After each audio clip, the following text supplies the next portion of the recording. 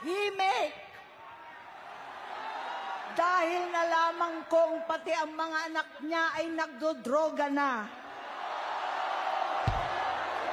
Kinasusuklaman ko pa ang pag-alok ng mag-inang si Sandro ng droga ang aking mga anak at iba pang mga kamag-anak. Yan ang hindi ko na mapapalampas. Batid ko na nagdag siya.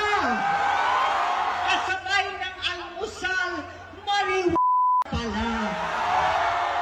Minsan, kami ng Presidential Guard at Metro Gompa ang naglilinis tuwing nagpa-party po sila.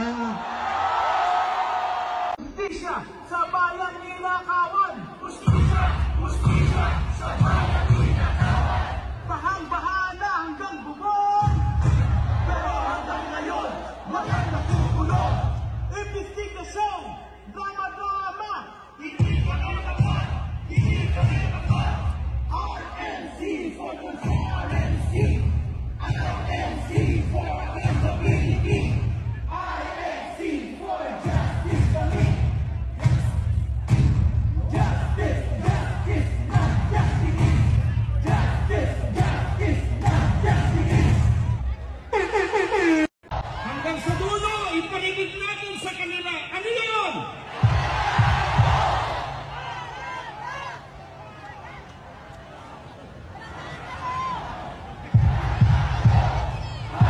Magandang araw po. Storya po ito ng Singapore trip. Sabi nila brown leather bag hinabol ng PSG. O hinabol na. Sa imagination ko lang. Habang hawak ko bag parang treasure, nagmumukha akong secret agent na may top secret mission. Pero sa totoo lang, parang naglalaro lang ako ng government simulator sa sarili ko. Notes ko nakasulat na parang legit pero may halong fake confidence.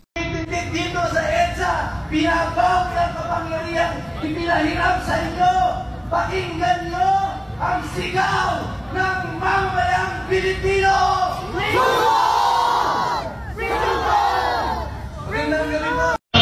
Ako po si General Noble. Sa pulis po ako. Kasama ako sa inyo na nanawagan na ayusin ang pag-imbestiga korupsyon natin.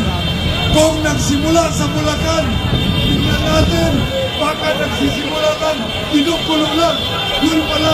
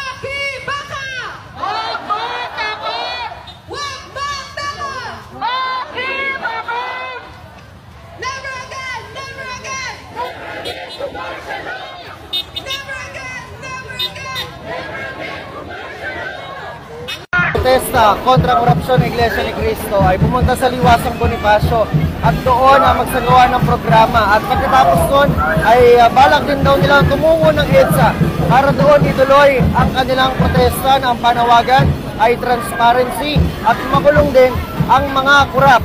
At ayon sa mga taga-Reforma Pilipinas at maisog na kilalang taga-suporta ng pamilya Duterte, ang gusto rin nila ay ang magbitiw sa pwesto ang Pangulo.